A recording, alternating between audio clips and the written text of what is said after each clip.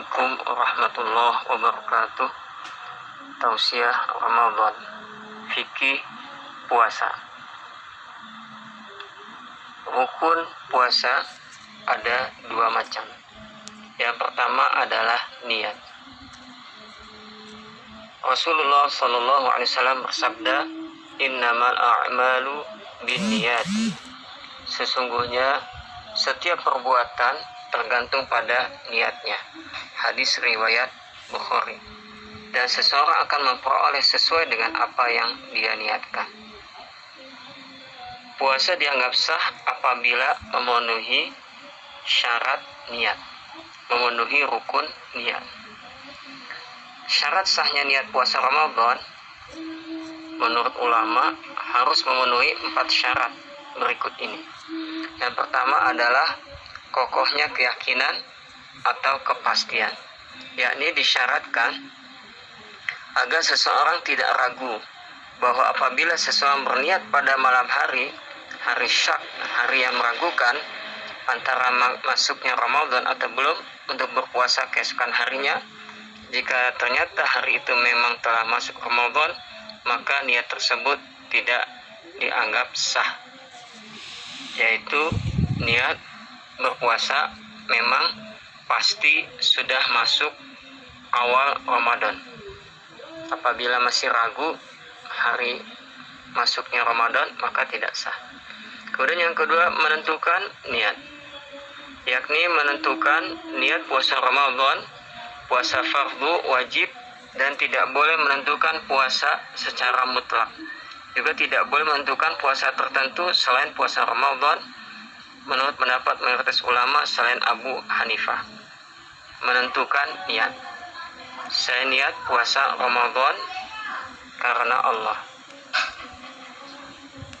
Kemudian yang ketiga, berniat di malam hari, yaitu setelah tenggelamnya matahari hingga terbit fajar. Hal ini disyaratkan oleh mazhab Maliki, Syafi'i, dan Hambali sesuai dengan hadis Ibnu Umar dari Hafsah radhiyallahu anhu bahwa Nabi SAW pernah bersabda, man lam yujmi' as-siyama qabla al-fajri fala siyama lahu.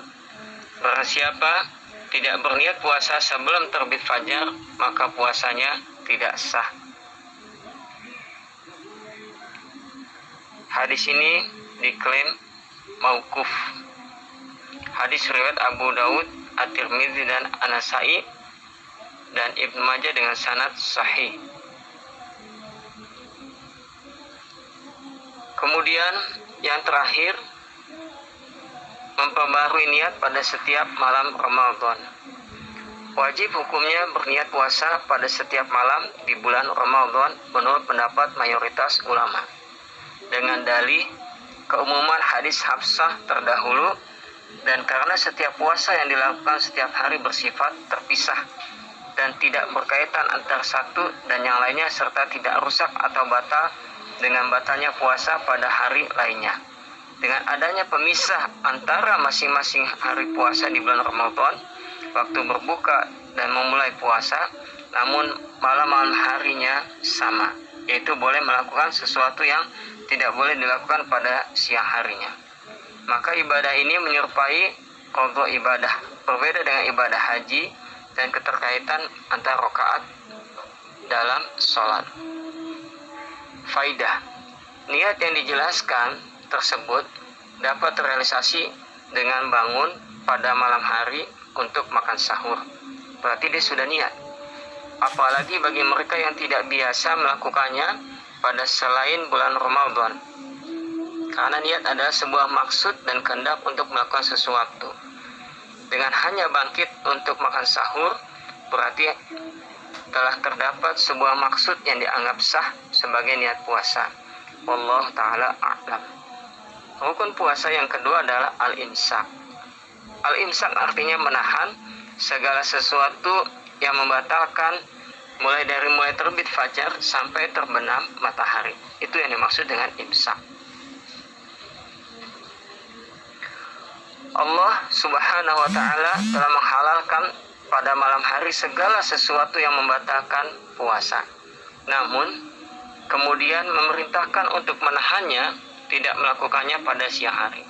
Hal tersebut menunjukkan bahwa hakikat dan esensi puasa al-imsak yaitu menahan.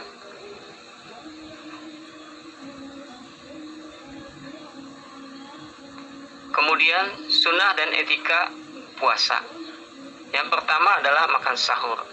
Dari riwayat Anas bin Malik radhiyallahu an, Rasulullah sallallahu alaihi wasallam bersabda, "Tasaharu fa inna fis sahur barakah." Bersahurlah, sesungguhnya di dalam sahur terdapat keberkahan. Hadis sahih riwayat Al-Bukhari dan Muslim. Sahur dapat terlaksana hanya dengan meminum seteguk air. Rasulullah sallallahu alaihi wasallam bersabda, "Tasaharu walau bijur anti ma'in." Bersahurlah walaupun dengan seteguk air. Apabila ada buah korma yang dapat dimakan pada waktu sahur, maka itu lebih baik, sesuai dengan hadis Abu Hurairah bahwa Nabi sallallahu alaihi wasallam pernah bersabda, "Ni'mas sahurul mu'min at-tamru." Sebaik-baik sahur seorang mukmin adalah kurma. Kemudian adab etika puasa yang kedua adalah mengakhirkan sahur. Rasulullah sallallahu alaihi wasallam bersabda, "Idza adzana al-ibnu ummi maktum fakulu washrabu, wa idza adzana Bilal fala ta'kulu wa la tashrabu." Apabila Ibnu Ummi Maktum mengumandangkan azan, maka makanlah dan minumlah. Dan apabila Bilal telah mengumandangkan azan, maka janganlah kalian makan dan jangan minum. Apabila salah seorang dari kami belum menghabiskan makan sahurnya, maka kami berkata kepada Bilal, "Tahanlah sampai aku menyelesaikan makan sahurku." Sanadnya sahih, hadis riwayat An-Nasa'i. Dengan lafaz ini Ahmad dan Ibnu Hibban. Apabila seseorang mendengar azan subuh sementara makan atau minumannya masih berada di tangannya, maka dia boleh menyelesaikan makan dan minumannya tersebut. Sesuai hadis Abu Hurairah, dia berkata, Rasulullah sallallahu alaihi wasallam pernah bersabda, "Idza sami'a ahadukum anidaa wal ina'u ala yadihi fala yad'u hatta yaqdiya hajatahu minhu." Artinya, apabila seseorang di antara kalian telah mendengar kumandang azan sementara wadah makanan atau minuman masih di tangannya, maka hendaklah tidak meletakkannya hingga memenuhi kebutuhannya dari wadah tersebut. Hadis sahih riwayat Abu Daud, Al-Hakim, dan lihat pula sahih Al-Jami'. Kemudian yang ketiga adalah menyegerakan berbuka. Rasulullah sallallahu alaihi wasallam bersabda, "La yazalun nas bi khairin ma ajjalu al-fitra."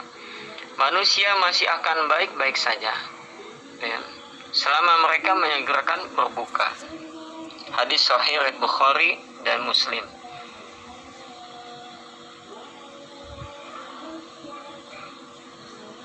Kemudian yang keempat adalah hendaknya berbuka dengan kurma matang atau kurma biasa jika ada, atau dengan air.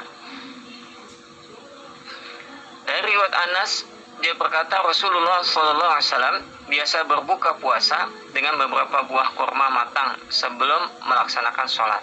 Jika tidak ada kurma matang, maka dengan kurma biasa. Jika itu tidak ada, maka dengan beberapa teguk air. Hadis Hasan riwayat Abu Daud, At-Tirmizi, dan lihat pula Al-Irwa dan As-Sahihah. Sesuatu yang manis akan lebih dapat diterima dan memberikan kekuatan pada saat perut dalam keadaan kosong. Adapun air, karena setelah melakukan puasa akan terjadi semacam kekeringan pada hati. Jika dibasahi dengan air terlebih dahulu, maka makanan yang disantap setelahnya akan lebih dapat bermanfaat. Karena itu orang yang dalam keadaan haus dan lapar, jika hendak makan, sebaiknya terlebih dahulu meminum beberapa teguk air, kemudian menyantap makanan setelahnya. Terlebih lagi, kurma dan air memiliki keistimewaan khusus dan pengaruh tersendiri bagi kesehatan hati yang tidak banyak diketahui kecuali oleh dokter spesialis hati. Kemudian yang kelima adalah berdoa ketika berbuka puasa dengan doa berikut.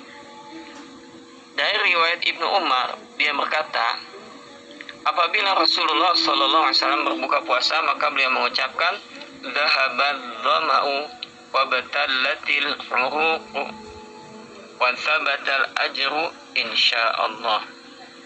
yang artinya kehausan telah sirna, sel-sel urat telah basah, dan pahala telah ditetapkan insya Allah.